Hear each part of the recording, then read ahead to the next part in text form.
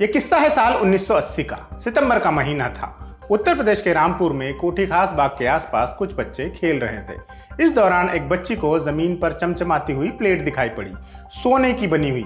बच्ची उसे अपने माँ बाप के पास ले गई। माँ बाप पुलिस के पास पहुंचे और वहां से होते हुए सोने की प्लेट रामपुर के नवाब के पास ले जाई गई। नवाब ने जैसे ही उसे देखा, उनका चेहरा पीला पड़ गया। प्लेट के यूं मिलने का मतलब था खजाने की चोरी। वो खजाना जिसकी कीमत आंकने के लिए आंकड़े कम पड़ जाते थे, जिसकी रक्षा के लिए गोरखाओं को लगाया जाता था और जिस तक पहुंचने के लिए 6 टन भारी और 8 फीट लंबे लोहे के दरवाजे को पार करना होता था।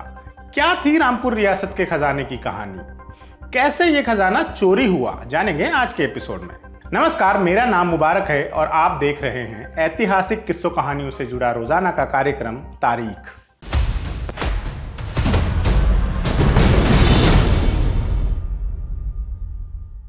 खजाने की ये कहानी शुरू होती है रामपुर रियासत के गठन से साल 1774 में। पहले नवाब थे फैजुल्ला खान। उनसे पहले रोहिलखंड का इलाका, जिसमें रामपुर भी आता है, पूरा रोहिल्ला सरदारों के अधीन था। बल्कि रोहिल्ला सरदार नजीब खान ही वो शख्स था जिसने अहमद शाह अब्दाली को भारत पर आक्रमण का न्योता दिया था। अब्दाली के जीत से रोहिल्ले काफी ताकतवर हो गए थे और दिल्ली सल्तनत में उनका सीधा दखल था। लेकिन 1773 में अवध के नवाब ने ईस्ट इंडिया कंपनी के साथ मिलकर रोहिलखंड पर हमला किया और उनके इलाके पर कब्जा कर लिया। इस मारकाट में सिर्फ एक रोहिल्ला सरदार बचा, फैजुल्ला खान। फैजुल्ला ने 4 गांव बराबर जमीन लेकर एक नई रियासत बनाई, नाम दिया रामपुर। फैजुल्ला ने 20 साल रामपुर पर राज किया, पर यह रियासत 1947 यानी आजादी तक ही कायम रही। रामपुर के सेकंड लास्ट नवाब का नाम था नवाब हामिद अली खान। उनके दौर में रामपुर उत्तर भारत का कल्चरल हब बना। उन्होंने संगीत के रामपुर घराने, कत्थक जैसी विधाओं को अपने दरबार में जगह दी। बेगम अख्तर जैसी हस्ती उनके दरबार में गाया करती थी। हामिद अली के दौर में रामपुर भारत की सबसे अमीर रियासतों में से एक थी। इसका एक कारण रियासत चलाने वालों की सूझबूझ थी और दूसरा दिल्ली सल्तनत और उसके बाद में ईस्ट इंडिया कंपनी से उनकी नजदीकियां। इस वजह से उन्हें मुगलों के हीरे, मोती, अशरफिया और जायदाद हासिल हुई और इस तरह तैयार हुआ एक बेशकीमती खजाना। हामिद अली के बाद रजा अली खान रामपुर के नवाब बने। साल 1930 में रजा अली खान के दौर में रामपुर में औद्योगिकरण की शुरुआत हुई, जिससे उनकी सालाना आमदनी 1 करोड़ रुपए से ऊपर पहुंच गई। पिछली सदी की शुरुआत में 1 करोड़ रुपए बहुत भारी रकम हुआ करती थी। नवाब रजा अली खान के दौर में एशिया की पहली पूरी तरह एयर कंडीशनड इमारत का निर्माण हुआ। इसे कहा गया कोठी खास बाग। इसमें गर्म पानी के स्विमिंग पूल और मूवी थिएटर भी बनाए गए थे। लेकिन जो चीज इस इमारत को सबसे खास बनाती थी वो थी इसमें मौजूद एक तहखाना, जिसमें बेशकीमती खजाना भरा हुआ था। इसी खजाने के चक्कर में आगे बहुत हंगामा हुआ। नवाब के बाद उनके बेटों में खटपट हुई। मामला अदालत तक पहुंचा। यहां तक कि कई बार खजाने की चोरी की खबरें भी आई। ये भी कहा गया कि कोहिनूर के आकार के बराबर हीरे चोरी कर लिए गए। असली कोहिनूर के हिंदुस्तान से बाहर जाने की कहानी भी कम दिलचस्प नहीं है। आप जानते ही हैं कि अंग्रेज उसे अपने साथ ले गए थे। कोहिनूर कैसे लूटा गया, इसकी कहानी जानना चाहते हैं तो एक किताब के बारे में आपको बताते हैं। मिस्ट्री ऑफ कोहिनूर नाम की ये किताब आपको मिलेगी हमारे पार्टनर कुकू FM के ऐप पर। पढ़ने का वक्त ना हो तो लोड न लीजिएगा, ये एक ऑडियो बुक है, यानी चलते फिरते कभी भी सुन सकते हैं। कुकू FM एक ऑडियो प्लेटफॉर्म है जहां आपको 10,000 से भी ज़्यादा ऑडियो बुक्स मिल जाएगी। कुकू FM पर 25 लाख एक्टिव सब्सक्राइबर्स हैं जिनमें आप भी जुड़ सकते हैं और इसके लिए कुकू FM आपके लिए एक स्पेशल ऑफर भी लाया है।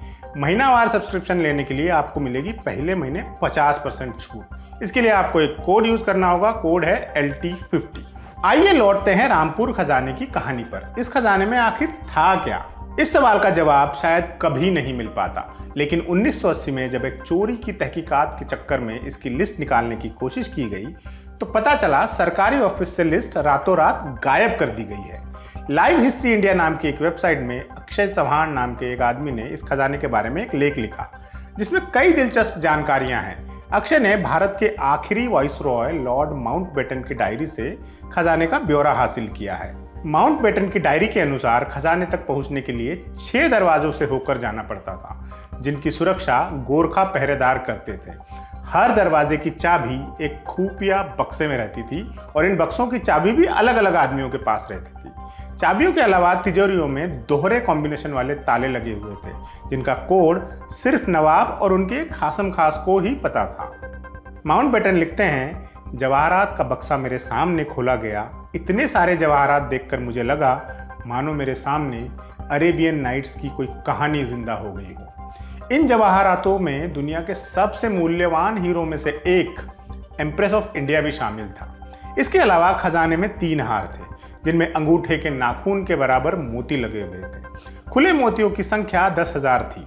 इसके अलावा पन्ना, रूबी, सोने के बने अमूल्य जवाहरात भी इस खजाने का हिस्सा थे। साल 1947 में आजादी के बाद इस खजाने का मूल्यांकन किया गया। तब इसकी कुल कीमत 3.5 करोड़ के आसपास लगाई गई थी। आजादी के वक्त रामपुर रियासत काफी महत्व रखती थी, इसलिए मुस्लिम लीग ने इसे पाकिस्तान में विलय कराने का दबाव डाला। हालांकि नवाब रजा अली खान ने तुरंत रामपुर का भारत में विलय करा दिया। आगे चलकर यह उत्तर प्रदेश राज्य का हिस्सा बना। रामपुर रियासत की कहानी तो यहीं खत्म हो गई, लेकिन खजाने का खेल अभी बाकी था। साल 1966 में आखिरी नवाब रजा अली खान की मौत हुई और उनके वारिसों में उनकी संपत्ति को लेकर विवाद शुरू हो गया। ये विवाद कोर्ट में ही था कि 1980 में यह खजाना एक और बार खबरों में आया। हेडलाइंस बनी, भारत की सबसे बड़ी चोरी रामपुर में। जैसा कि शुरुआत में आपको बताया, एक दिन किसी बच्चे को खासबाग महल के बाहर सोने की एक प्लेट मिली। नवाब रजा अली खान के बेटे मुर्तजा अली खान कोठी की देखरेख किया करते थे। उन्होंने तुरंत तहखाना खुलवाया। सीबीआई, सीआईडी सब पहुंचे।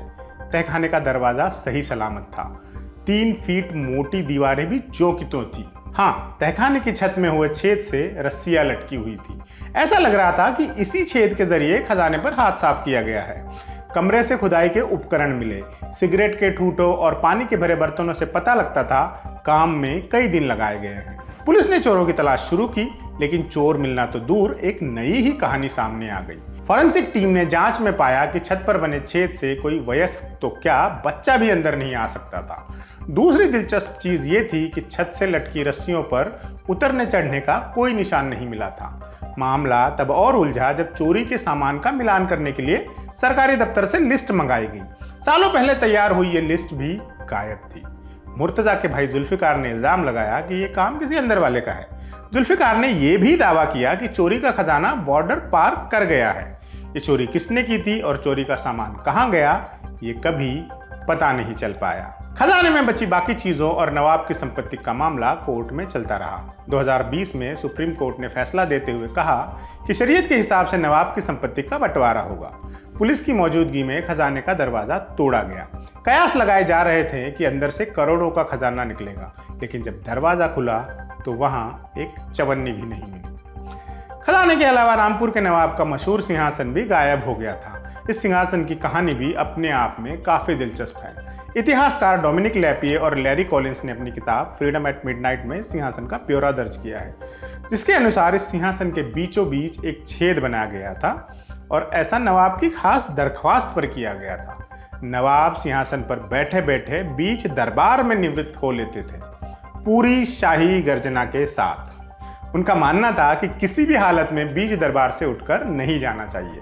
इसी कारण यह व्यवस्था की गई थी। खैर, खजानों की ऐसी कई दिलचस्प कहानियां भारतीय इतिहास में चस्पा हैं। इनमें ग्वालियर किले का खजाना, जयगढ़ किले का खजाना, आईएनए का खजाना, ये सब कहानियां हम तारीख में सुना चुके हैं। लिंक आपको डिस्क्रिप्शन में मिल जाएंगे। इसके अलावा ऐसी कई कहानियां हमारे पार्टनर कुकू एफएम पर मौजूद हैं। उसके लिए आपको डिस्क्रिप्शन में दिए गए लिंक पर जाना पड़ेगा।